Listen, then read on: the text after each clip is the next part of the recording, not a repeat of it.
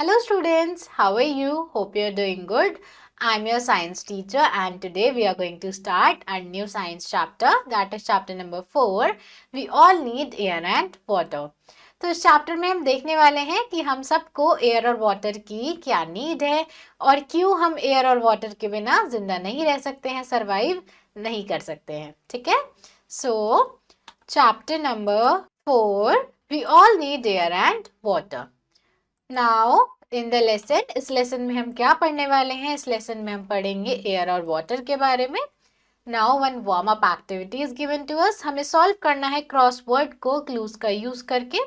जैसे कि सबसे पहले है यहाँ पर वाटर, ठीक है. देन हमारा बन चुका है यहाँ पर वाटर के साथ साथ एयर, ठीक है. फिर हमें यहाँ पर दिख रहा है क्या है? आइस है. और यहाँ पर हमें दिख रहा है रेन है, ठीक है. Now air. Air is all around us. All living beings need air to live. We feel air only when it moves. The moving air is called wind. तो एयर हमारे आसपास सब जगह प्रेजेंट है. हमें जिंदा रहने के लिए एयर चाहिए. हम एयर को देख नहीं सकते हैं, पर जब एयर मूव करता है तो हम उसको फील कर सकते हैं. और उसी मूविंग एयर को हम क्या बोलते हैं? विंड बोलते हैं. When wind blows gently, it is called breeze. When wind blows very fast with rain, thunder and lightning, it is called storm. जब विंड धीरे धीरे चलता है, हमें बहुत अच्छा लगता है, बहुत प्लीजेंट लगता है, तो उसको हम ब्रीज बोलते हैं. पर जब विंड बहुत ज़्यादा तेज होता है, ठीक है, उसके साथ बारिश आती है, उसके साथ लाइटिंग आती है, ठीक है, बिजली कड़कती है, थंडर सुनाई देता है हमें, तो ऐसे विंड को बोला जाता है स्टॉर्म. ठीक है. Now air has direction. अब एयर एक डायरेक्शन में मूव करता है, एक दिशा में मूव करता है. Air always blows in a direction. This direction can be seen in the movement of branches of trees and smoke from chimneys. अब एयर एक डायरेक्शन में मूव करता है, ये हम देख सकते हैं चीज़ों की मूवमेंट में. जैसे कि ट्रीज की जो ब्रांचेस हैं उसी साइड स्विंग करेंगी जिस साइड एयर चल रहा होगा, और ऐसे ही जो स्मोक चिमनी से निकल रहा है वो भी एयर के डायरेक्शन में ही जाएगा. ठीक है. Now, if you stand in a windy place, the direction in which your clothes fly will show you the direction of wind. अगर आप एक ऐसी जगह खड़े हो जहाँ पर हवा चल रही है, विंडी प्लेस है, तो जिस तरफ आपके कपड़े उड़ेंगे वही दिशा है आपकी किसकी? विंड की. Fine. Now uses of air. अब एयर के क्या क्या यूजेस हैं? ठीक है. एयर हमारे लिए कैसे यूजफुल है? मूविंग एयर और wind is useful to us in many ways. तो मूविंग एयर और विंड हमारे लिए बहुत ज़्यादा यूजफुल है. Some of them are. इनमें से कुछ यूजेस कौन से हैं? It helps airplanes fly. तो विंड की हेल्प से एयरप्लेन्स उड़ पाते हैं. It helps to dry our wet clothes faster. हमारे कपड़े हवा की वजह से जल्दी सूखते हैं. It helps boat to sail on water. और इसकी हेल्प से जो बोट है पानी पर सेल कर पाती है. Fine. Now do you know wind vane या फिर वेदर वेन ऐसे डिवाइसेस हैं जिससे हम विंड की डायरेक्शन पता लगा सकते हैं. ठीक है. Now water. अब हम पढ़ने वाले हैं वाटर के बारे में. जो पानी है हमारे लिए बहुत ज़्यादा ज़रूरी है. Everyone needs water. Plants need water to grow. Animals also need water for drinking and bathing. तो सबको पानी चाहिए. प्लांट्स को पानी चाहिए ग्रो करने के लिए, और एनिमल्स को पानी चाहिए पीने के लिए और नहाने के लिए. Sources of water. अब ये जो वाटर है इसकी सोर्स क्या है? ये पानी आता कहाँ से है? Most part of earth is covered with water, but only a small portion of this water is suitable to be used by us. तो हमारी अर्थ का आधे से ज़्यादा पोर्शन पानी से कवर्ड है, पर इसमें से छोटा सा ही पोर्शन है जिसको हम यूज़ कर सकते हैं. ठीक है. Rain. Rain is the main source of water on earth. Rainwater fills up river, ponds, lakes and oceans. Some of this water also goes into ground. This is called groundwater. तो जो rain है main source of water है हमारी अर्थ पर. ठीक है. जो बारिश का पानी है वो रिवर्स में, लेक्स में, पॉन्ड्स में, सीज और ओशंस में जाता है, और इसमें से थोड़ा सा पानी ग्राउंड के अंदर जाता है जिसको हम ग्राउंड वाटर बोलते हैं. ठीक है. We get this water by digging wells or through hand pumps or tube wells. ये जो पानी है हम इसको कैसे निकालते हैं ग्राउंड के अंदर से? वेल्स और ट्यूब वेल्स बना के. ठीक है. आप यहाँ देख सकते हो, आपको रेन वाटर दिखाया है और वेल, हैंड पंप और ट्यूब वेल दिखाए हैं जो कि अंडरग्राउंड वाटर को निकालने की कुछ सोर्सेज हैं. फाइन. Now cleaning water. अब हमारे आसपास का पानी है थोड़ा गंदा तो हो ही जाता है, तो उसको यूज करने से पहले हम पानी को थोड़ा सा क्लीन करते हैं। In the rainy season, tap water sometimes become dirty.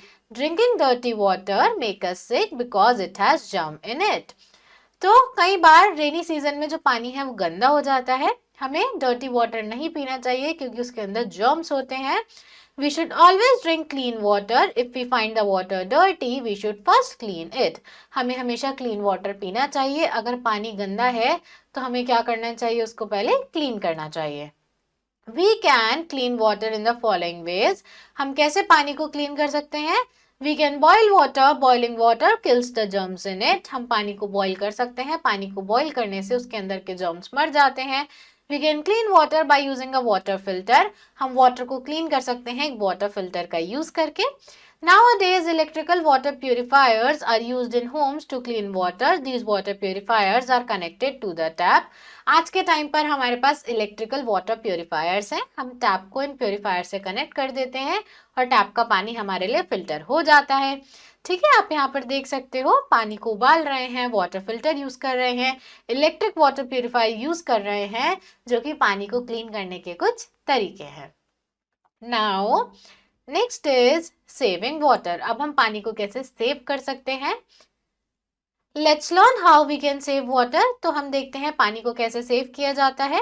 Do not let the tap run while you brush your teeth. आपको कभी भी टैप को खुला नहीं छोड़ना चाहिए जब आप अपने टीथ को ब्रश कर रहे हो। Close the taps after using them. जब आपका टैप का काम खत्म हो जाए तो आपको टैप्स को टर्न ऑफ कर देना चाहिए, क्लोज कर देना चाहिए। Get leaking taps repaired. अगर टैप्स लीक कर रहे हैं तो आपको उनको रिपेयर कर देना चाहिए।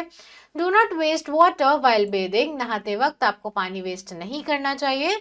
When it rains, we must collect rain water in buckets, drums and plastic tanks.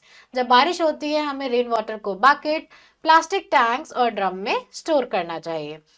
This water can be used for bathing, washing clothes, cleaning house and watering plants. फिर इस पानी से हम नहा सकते हैं, कपड़े धो सकते हैं, साफ सफाई कर सकते हैं, इवन पौधों में भी ये पानी डाल सकते हैं। ठीक है, आप यहाँ देख सकते हो ड्रम, बकेट और प्लास्टिक टैंक कुछ ऐसी चीजें हैं जिनमें हम पानी स्टोर कर सकते हैं। Now do you know water is very useful, we must save it. तो पानी हमारे लिए बहुत ज़्यादा यूजफुल है तो हमें पानी को सेव करना चाहिए। ठीक है, Now check your progress, take the correct option. We feel air only when, हम एयर को सिर्फ तब फील कर पाते हैं जब वो स्टिल होती है, मूव करती है, या none of these. तो आंसर इज जब वो मूव करती है। How do we know the direction of the wind. हमें विंड की डायरेक्शन कैसे पता चलेगी। Movement of branches of trees, movement of water in our tap, या मूवमेंट ऑफ एयरप्लेन्स। तो जब ट्रीज की ब्रांचेस मूव करती हैं तो हमें एयर की डायरेक्शन पता चल जाती है। तो answer is option A. The main source of water on earth is, earth पर पानी की मेन सोर्स क्या है, रिवर, लेक या रेन। तो अर्थ पर जो मेन सोर्स है वाटर की वो है rain. We can clean water by using a, हम पानी को क्लीन कर सकते हैं कैसे, वाटर फिल्टर का यूज करके, ट्यूबवेल का यूज करके, या वेल का यूज करके। तो आंसर इज वाटर फिल्टर का यूज करके। Next is fill in the blanks. Breeze is moving wind that blows. Breeze क्या है, एक मूविंग विंड है जो कैसे ब्लो करती है, gently. Air always blows in a, air कैसे ब्लो करता है, हमेशा एक डायरेक्शन में। We dig dash to get underground water. हम अंडरग्राउंड वाटर को डिग करने के लिए क्या करते हैं, वेल डिग करते हैं। Drinking dirty water makes us, dirty water को कंज्यूम करने से हम क्या पड़ सकते हैं, बीमार पड़ सकते हैं, सिक हो सकते हैं। Now match the following. Hand pump to draw underground water, boiling water kills germs, bucket to store rainwater, and rain main source of water. Fine. So class, that's all for today. I hope you understood this chapter. Now you have to try and fill out rest of the exercise yourself, and we will meet in our next video. Thank you everyone.